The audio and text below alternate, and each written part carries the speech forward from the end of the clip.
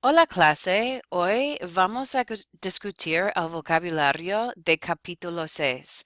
So today we're going to be doing chapter 6 vocabulary y es de comida. So espero que ustedes ya comieran. I hope that you have already eaten because we are going to be doing our vocab today is on la comida, food. So just to put it out there right away, it's really important to know that Mexican food is not the same as Spanish food. Spanish food is not the same as Peruvian food. Peruvian food is not the same as Puerto Rican. A lot of times people just assume that all Latin food is Mexican food, and I think that's because we consume it the most here. Um, and so that's a really interesting topic. What's really fascinating for me, I've done a lot of travel, and Mexican food it's just now really taking off in Europe. I remember offering to make Mexican food for my Spanish family, and they had never tried it before, and that was like in 2002. So it's really interesting to see how other cuisines, infiltrate cultures. And we know that Mexican food has definitely infiltrated our culture. So one of the first things we're going to do before I go over the vocabulary is just to see how well-rounded you are at identifying different types of foods. So obviously this first one, what I'll do is show you a picture and then give you a second to guess. This is los tacos. I'm sure if you've been living on planet Earth for the last couple of years, you're pretty sure that you know what a taco is. And it's really interesting because more people in America now eat tacos than the all-American hot dog. So Mexican food has definitely infiltrated our society and is a huge part of it. But to give you an idea, the consumption of avocados and guacamole has gone up like 400% in the last 10 years. When I was growing up, you couldn't find salsa and tortilla chips at any party. And now, any fiesta you go to, it's impossible not to see those two things. And so it's really interesting to see how we've evolved. So, vamos a comer. Or vamos a comenzar. ¿Qué plato? What dish? ¿Qué plato es? Es un plato español. This is a Spanish dish that's really popular. Um, and if you're familiar with it, it's la paella. And so it's usually served in a really deep dish, a lot of times with fish, but it can be served with chicken and it's served with rice and other goodies too. It's delicioso. Este es muy fácil. This one should be pretty easy for you. And this is a staple throughout many countries in Central America and South America and Mexico. Arroz con pollo.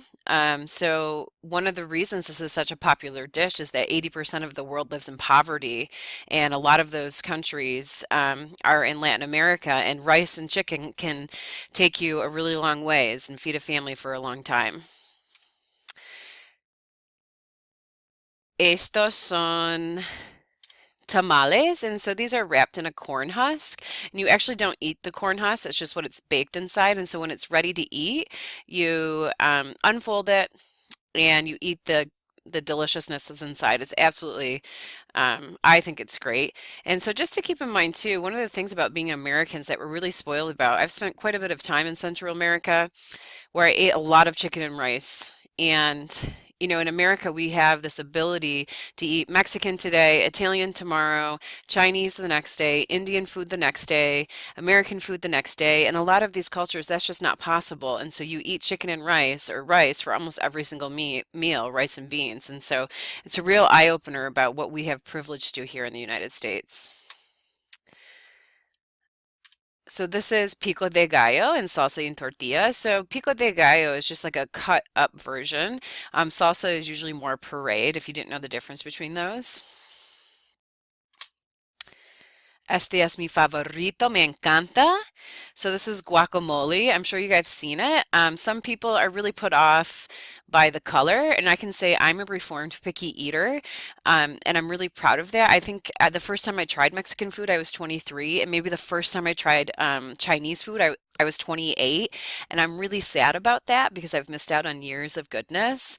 Um, so be open-minded when you're, learning about languages. Food is a huge part of culture, and just trying it. If you try it and you like it, great. If you try it and you don't like it, at least you've put yourself out there to have a variety of foods in your day-to-day eating. So it is possible to change if you're a picky eater. So este es muy popular también.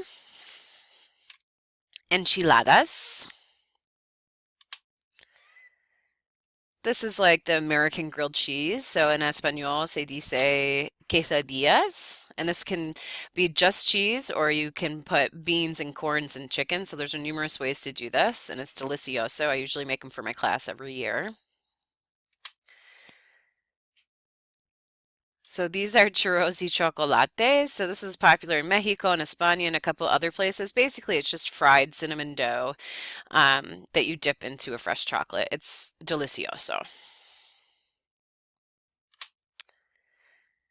So again, I'm sure that many of you are looking at this saying, I would never eat this. And it's just really good to be open-minded. You know, we only get one opportunity to live. Even if you try it and you don't like it, whoop-de-dink. If you try it and you like it, that's just one more thing you can add to your list of foods. So this is called el cuy, and el cuy is actually guinea pig, and this is a Peruvian and also an Ecuadorian dish. It tastes a little bit like chicken. The only thing I think that's hard about it is it actually looks like the animal that it is. I'm sure I would eat less meat all the time if it was served on my plate like the animal that it looks like. And so it is served with the teeth, the bones, and you just pick around it. And the couple of times that I've taken my end trip students to Peru, this is the first thing they tried. They usually just order one and they'll pass it around because it's a delicacy, so it's actually pretty pricey. So if you ever get a chance to try cuy, or if you're ever in a disaster and you run out of food, know that you can eat your guinea pig. ¿Qué son estos? Estos son papa relleno. So these are stuffed potatoes, and so it can be with a meat, it can be with a cheese mixture. There's all sorts of kinds that you can make, and normalmente son muy deliciosos, muy ricos. So, vamos a comenzar con la comida. So, the first thing you guys have here, right, sort of the top of your cheat sheet, el atún, tuna, el bistec, beef, los camarones, or las gambas. I'm not sure if las gambas on your list, but just know that in Spain, I know they use las gambas. In other places, they use camarones, so it's good to know both. La carne is meat. La carne de cerdo is pork. La carne de res is beef. La chuleta de cerdo is a pork chop. La hamburguesa is hamburger. La langosta is lobster. El pavo is turkey. El pollo or el pollo asado is barbecue chicken. So el pollo is chicken. El pollo asado is barbecue chicken. Los huevos, eggs, el jamón, ham, la salchicha, sausage, el tocino, bacon. El aguacate is avocado. And now you can see that the word is agua, right? That's part of the word. That's because avocados need lots and lots of water to be able to be produced. And so that's one of the reasons they're so expensive right now, is that in a lot of places that avocados grow, California and Mexico, there are droughts, and aguacates take a lot of agua. And so this jacks up the price, especially because so many more people are eating avocados. El ajo, garlic, la cebolla, onion, las champiñones are mushrooms, las espinacas is spinach.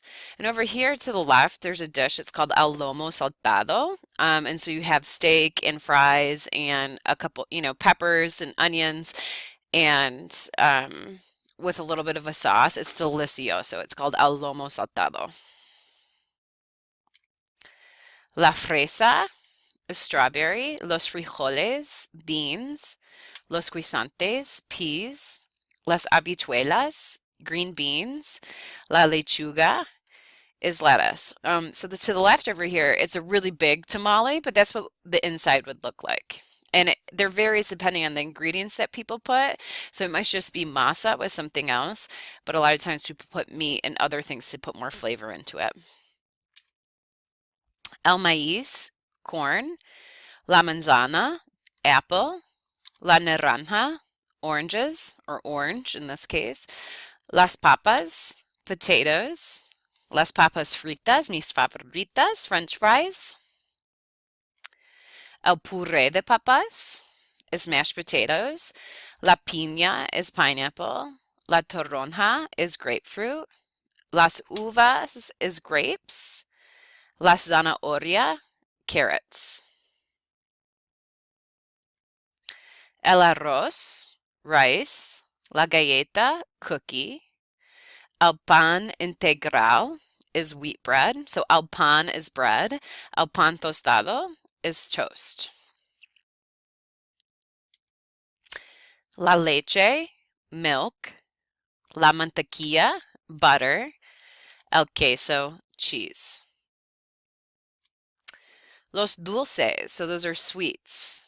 El flan caramel, as it says on your paper, is just flan. This is a really popular dish in Puerto Rico and Cuba, the Dominican, some parts in Spain as well. El helado is ice cream. El pastel is cake. El agua is water. La cerveza is beer. El jugo is juice.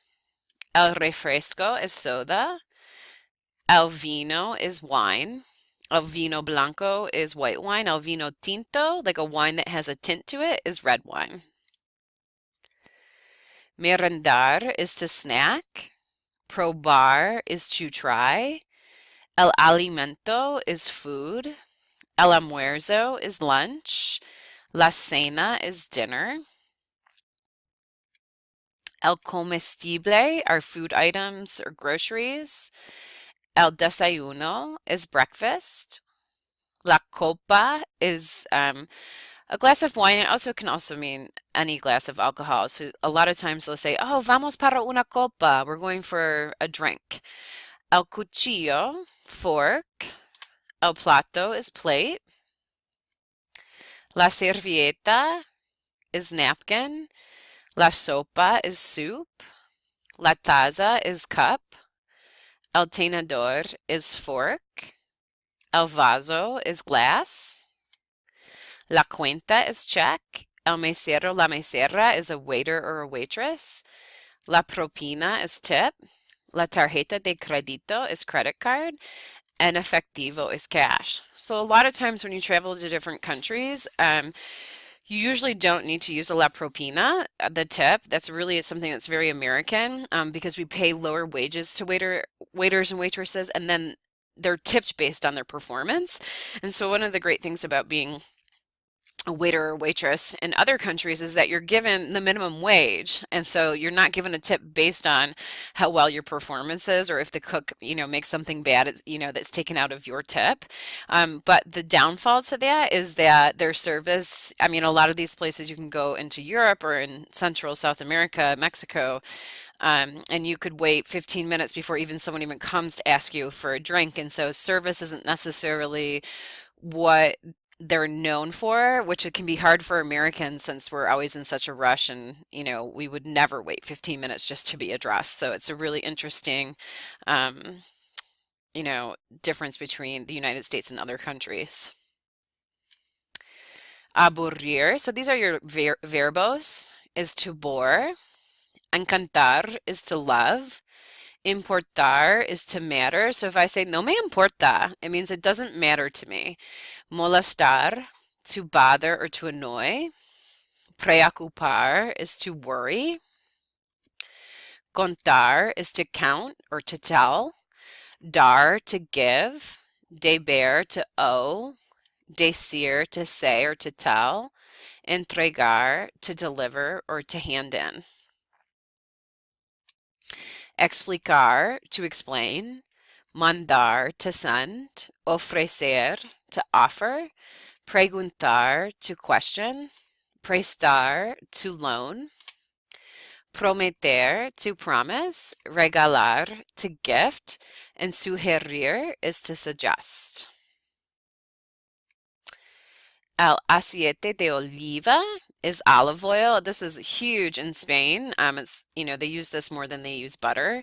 A lot of times on the table, they won't necessarily give you butter with your bread, but they will always give you olive oil. Es muy rico. El azúcar is sugar. La ensalada is salad. El mercado is market. La pimienta is pepper. El supermercado is supermarket. La tienda is store. El vendedor is vendor. Lo que is what or that which. So a popular saying is lo que sea, which means whatever. Okay, so that's the end, al fin de nuestra lección. I hope that you've learned some things today and maybe you'll go out and try some new foods. Que tenga buen día. Nos vemos pronto. Ciao.